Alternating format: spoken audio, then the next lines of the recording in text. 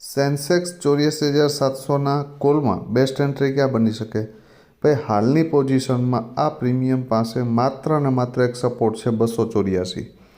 મોર્નિંગમાં જો તમને આ પ્રીમિયમ ગેપ અપ ઓપન થાય અને 351ની ઉપર એક 15 મિનિટની કેન્ડલનું ક્લોઝિંગ આવે અને ફરી તમને આ પ્રીમિયમ ડીપ લેવા મળે ને 316થી લઈ અને 292 સુધી ક્યાંય પણ એમ, બરાબર, તો અહીંયા ડીપથી એન્ટ્રી કરી શકાય અને 351 બ્રેક કરી દઈને તો 427 માટે જઈ શકાય. આ પ્રીમિયમમાં સ્ટ્રોંગ બુલિશ ત્યારે જ થજો જ્યારે 427ની ઉપર બે 15 મિનિટની કેન્ડલ સસ્ટેન થાય અને ફરી પાછું 351ની નિયર બાય ક્યાંય સપોર્ટ લેતું દેખાય તો એન્ટ્રી કરી શકાય અને 427 બ્રેક કરી દે ને તો 512 અને 653ના ટાર્ગેટ માટે જઈ શકાય.